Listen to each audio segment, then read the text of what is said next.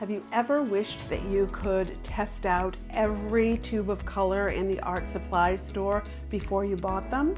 Well, today we're going to talk about watercolor dot cards because I think that they are a product that you might want to know about, especially if you're new to watercolor and don't know a lot about the different color options and of the different brands and the different products that are out there to create a watercolor palette.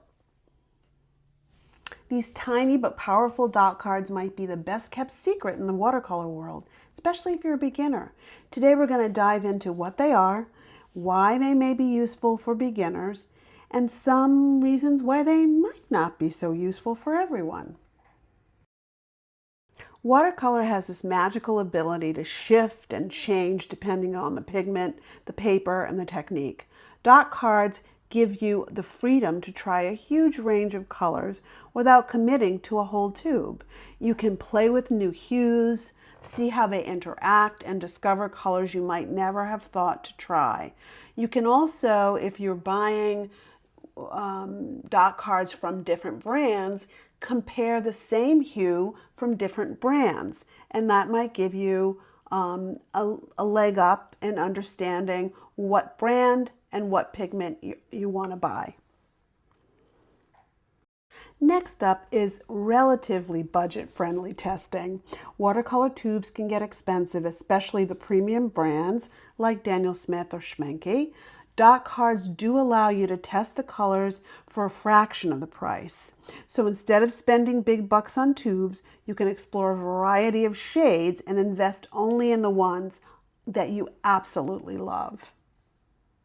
Number 3 is palette curation.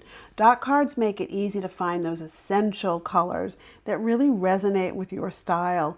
I remember trying the Daniel Smith Rose of Ultramarine from a dot card and instantly knowing that it was going into my palette.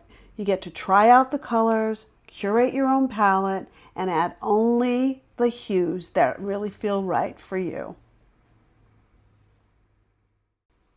Reason number 4 is quality sampling across different brands.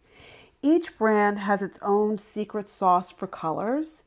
Dot cards let you see the pigment quality and the pigment texture in action, and it can help you decide which brands work best for your art style without investing in full sets. But as great as they are, dot cards are not perfect. So here's a quick reality check. Reason number 1 is price. First off, they're not always cheap. While they're more affordable than a full tube, premium brand dot cards can still be a little bit pricey, especially if you're going to get multiple sets. Also, each dot card only has a small amount of paint. And sometimes the amounts are not uniform, shall we say. And you can get a very skimpy amount of paint, and you won't be able to create very large swatches. Also, some pigments do not re-wet that easily, so it's a little bit hard to know if that is a pigment that will work for you.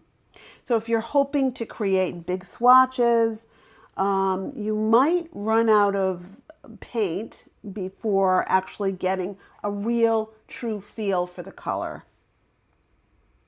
So are watercolor dot cards really worth it?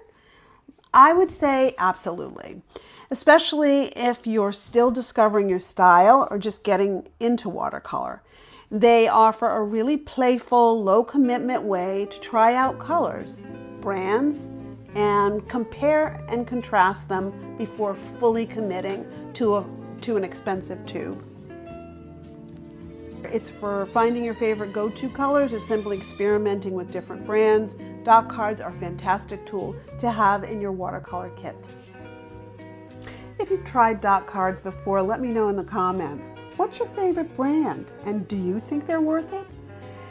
And if you're new here, hit that subscribe button for more watercolor tips, product reviews, and creative inspiration. Remember, it's all about exploring and finding what speaks to you. And until the next time, keep those brushes moving and your creativity flowing. See you next time.